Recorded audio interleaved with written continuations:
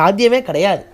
ஆனால் எத்தனை பிறவி எடுத்தாலும், எற்றைக்கும் 7 பிறவிக்கும் நானாள் பண்ண மாதிரி எத்தனை ஜென்மம் எடுத்தாலும் ஒருத்தி மட்டும் நிரந்தர அம்மாவாக இருப்பாள். அம்மா கூட பக்கத்தில் குழந்தைய பக்கத்தில் போட்டு படுத்துன்னு இருக்கும்போது எதுவும் தீங்கு வந்துடக்கூடாதுன்னு நினச்சிட்டே இருப்பா. ஆனால் அசந்து மறந்து கண்ணை கொஞ்ச நேரம் அப்படி தூங்கிடலாம், கண்ணை மூடி தூங்கிடலாம்.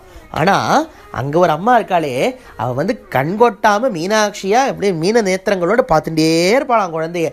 எந்த ஆபத்தும் வந்துடக்கூடாதுன்னு. அப்படி ஆபத்து வரப்போகிறதுன்னு தெரிஞ்சால் கூட ஓடி ரட்சிப்பாளாம். அந்த அளவுக்கு கருணையே வடிவான ஒரு தாயார் இருக்கா. யார் சிவகாமி சுந்தரி தான் சொல்கிறேன். மாதாச்ச பார்வதி தேவி, அம்மா தான் பார்வதி தேவி தான் அம்மா, நிரந்தர அம்மா. சான்றோனாக்குதல் தந்தையின் கடமைன்னு அடுத்த ஒரு வாக்கியம் இருக்குது. அதாவது ஒரு பிள்ளையை உயர்ந்த ஸ்தானத்தில் கொண்டு போய் வைக்கிறது, அவனை அதுக்கேற்ற தயார் பண்ணுறது அப்பாவுடைய கடமை. அந்த உயர்ந்த ஸ்தானம் எதுனா நமக்கு சாட்சாத் சிவசாயுஜ்யம் தான், கைலாச பதவி தான்.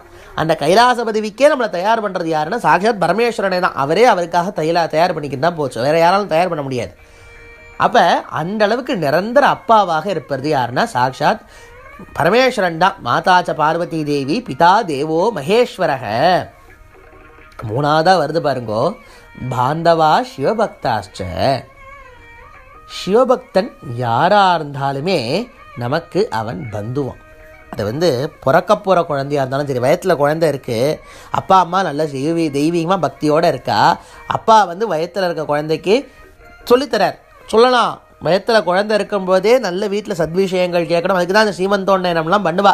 இப்போ அதெல்லாம் ரொம்ப ஸ்ரத்தையெல்லாம் பண்ணி போனான்னு வச்சுக்கோங்களேன். ஆனால் நிறைய பேர் இன்னி வரைக்கும் அந்த ஸ்ரத்தை எடுத்து அது ரொம்ப ரொம்ப ரொம்ப இதுவாக பண்ணுறா. அந்த சீமந்தோண்டனத்தெல்லாம் முதல்ல பார்த்தீங்கன்னா நல்ல விஷயங்கள் அந்த குழந்தைகளுடைய காதில் விடுங்கிறதுக்காக தான் பண்ணுறது அதெல்லாம். அப்போ வயத்தில் கர்ப்பத்தில் இருக்கும்பொழுதே கடாட்சம் பண்ணணும். பகவான் கடாட்சம் அனுகிரகம் இருந்தால் தான் அந்த குழந்தை ஜனிக்கும் பொழுதே பக்தனாக ஜனிக்கும், இல்லைன்னா கஷ்டம். அப்போ அதுக்காக அப்பா அம்மாவும் நிறைய அந்த குழந்தைக்கு சொல்கிறாலாம், அந்த குழந்தை இந்த மாதிரி ஒரு பக்தனாக ஜனிக்க போகிறது நமக்கு தெரிஞ்சால் கூட அந்த கர்ப்பத்தில் இருக்க குழந்தை கூட நமக்கு பந்துவான், அந்த ஒரு பக்தனுக்கு பந்துவான். மாதாச்ச பார்வதி தேவி, பிதா தேவோ மகேஸ்வர, பாந்தவா சிவபக்தாச்ச. உலகத்தில் யாரெல்லாம் சிவபெருமானுடைய பக்தர்களோ அத்தனை பேருமே பந்து. அதனால தான் இங்கே சுந்தரமூர்த்தி நாயனாருக்கும் இந்த திருக்காவணத்தில் உட்கார்ந்துருந்த அத்தனை அடியவர்களுக்கும் பெரிய பந்தம் இருக்குது. ஏன்னா அத்தனை பேருமே சிவபக்தர்கள். சுந்தரமூர்த்தி நாயனார் முறைப்படி பார்த்தா அந்த பந்துக்கள் அங்கே உட்கார்ந்துருந்தா நமஸ்காரம் பண்ணியிருக்கணும். அதில் நிறைய பேர் வயசில் மூத்தவான்னு சொன்னேன். அப்படின்னா பந்துன்னா என்ன, வயசில் மூத்தவாளாக இருந்தால் உயர்ந்த ஸ்தானத்துலான வருவா. அப்போ அதுபடி பார்த்தாலும் நமஸ்காரம் பண்ணியிருக்கணும். கடைசியில் 4வது ஒரு கண்டிஷன் இருக்குது.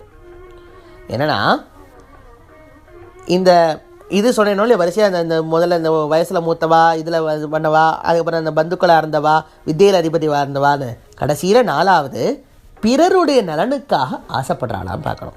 பிறருடைய நலனுக்காக ஆசைப்பட்டு உழைக்கிறாளாங்கிறத பார்க்கணும். நிறைய பேர் ஆசை மட்டும் பண்ணி பேசாமல் உட்காந்துருவா. ஆனால் உழைக்கிறாளா அப்படின்னா, இவாளை காட்டிலும் பிறருடைய நலனுக்காக யார் உழைப்பா சொல்லுங்கோ?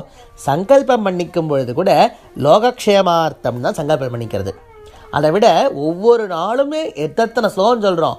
ஸ்வஸ்தி பிரஜாபிய பரிபாலயந்தாம் நியாயேன மார்கேன மகிம் மகீஷா கோபிராமணேவ சுமஸ்து நித்தியம் லோகா சமஸ்தா சுக்கினோ பவந்து. இந்த லோகம் க்ஷேமமாக இருக்கணும், வான்முகில் வளாது பெய்க மதிவளம் சுரக்க மன்னன் கோர்முறை அரசர செய்கன்னு சொல்லி வரிசையாக உங்களுக்கு திருமுறையிலையும் சரி, ஆகமத்திலையும் சரி, உங்களுக்கு வேதத்திலையும் சரி, எதில் இருந்தாலுமே லோகம் நன்னா இருக்கணும், லோகம் நன்னா இருக்கணும்னு சொல்லி அன்றாட சிவ பூஜை பண்ணிட்டு எத்தனை தேவ யஜ்யம், பித்ரு யஜ்யம், மனுஷ யஜ்யம், பூத யஜ்யம், என்னென்னமோ யஜ்யங்கள்லாம். அதாவது யஜ்யம்னு சொல்கிறது அக்னியை வச்சு ஞாகம் பண்ணுறது மட்டும் கிடையாது.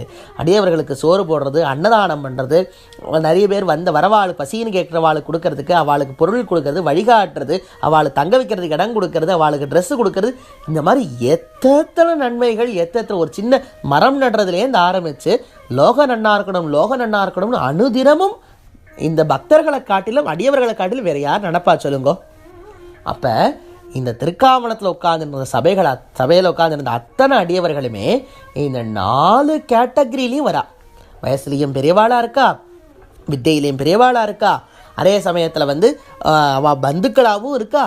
கடைசியில் லோகக்ஷேமத்துக்காக நம்மளால் ஒரு ஜீவன் நல்லா இருக்கணும்னு ஆசைப்பட்டாலே பெரிய விஷயம். இவள் லோகமே நல்லா இருக்கணும்னு சொல்லி அதுக்கேற்றபடி உழைச்சுட்டே இருக்கா பாருங்க. எத்தனை கோவிலில் போய் எத்தனை கைங்கரியம் பண்ணுறா பாருங்க. உழவாரம் அப்புறம் பண்ணாத உழவாரமாக எத்தனை பேர் பண்ணுறா பாருங்கோ. அப்போ அவளுக்கு ஒரு நமஸ்காரம் என்ன, 1000 லட்சம் கோடி நமஸ்காரங்கள் பண்ணாலும் தகும். ஆனால் அது எதையுமே பண்ணாமல் சுந்தரமூர்த்தி நாயனார் உள்ளே போனார். தியாகராஜ சுவாமியை பார்க்கறதுக்காக போனார். அந்த நேரத்தில் 2 பேர் சுந்தரமூர்த்தி நாயனார்கிட்ட பேசினான். யார் அந்த 2 பேர் அப்படின்னு கேள்வி இருக்குல்ல, அதில் ஒருத்தரை சொல்கிறேன். ஒருத்தர் விரண்மீண்ட நாயனார் சுந்தரமூர்த்தி நாயனாரை பார்த்து கோபமாக பேசினார். இன்னொரு யார் என்ன விரண்மீண்ட நாயனார் அப்படின்னா கோபமாக பேசினார், இன்னொருத்தர் அப்படின்னா கோபமாக பேசினார் அப்படின்னு அடுத்த கேள்வி இருக்குல்ல, அந்த சுவாரஸ்யமான அந்த பதிலோடு நாம் இன்றைக்கு முடித்துக்கொள்வோம். அந்த சுவாரஸ்யம் என்னங்கிறத நாளைக்கு அனுபவிப்போம். நாளை சந்திப்போம்.